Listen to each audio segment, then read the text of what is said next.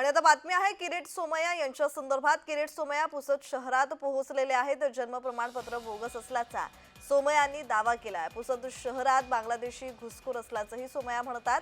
पुसदमध्ये बांगलादेशी असल्याचा खळबळजनक आरोप किरीट सोमय्या यांनी केल्यानंतर सोमय्या पुसद पोलीस स्टेशनला पोहोचले। त्यांच्या स्वागतासाठी भाजपा कार्यकर्ते मोठ्या संख्येने शहर पोलीस स्टेशनला गर्दी करताना दिसून आलेले आहेत।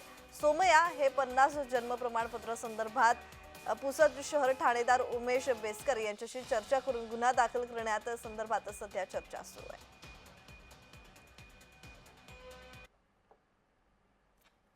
भाजपा नेते किरीट सोमय्या पुसद पोलीस स्टेशनमध्ये दाखल झालेले आहे। आपण पाहू शकतो की भाजपाचे जे पदाधिकारी आहेत ते मोठ्या संख्येने आपल्याला इथे जमलेले दिसून येत आहे। जन्म दाखल्या संदर्भात जे आहे ते 50 जन्म दाखले जे आहेत ते बोगस असल्याचं किरीट सोमय्या यांनी दावा केलेला आहे आणि त्याच आरोपावर आज जे आहे ते पुसद पोलीस स्टेशनला ते पोहोचलेले आहेत।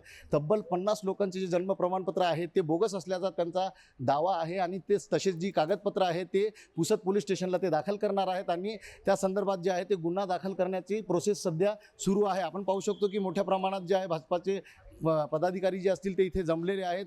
या बांगलादेशी प्रकरणामध्ये अनेक बीड असेल, परळी वैजनाथ असेल, या ठिकाणी जे आहे ते सोमय्या यांनी जन्म प्रमाणपत्र बोगस असल्याचे सांगितल्यात आल्यानंतर आज पुसद पोलीस स्टेशनला किरीट सोमय्या दाखल झालेले आहेत आणि या संबंधित जे आहे ते गुन्हा दाखल करण्याची प्रक्रिया सध्या सुरू आहे।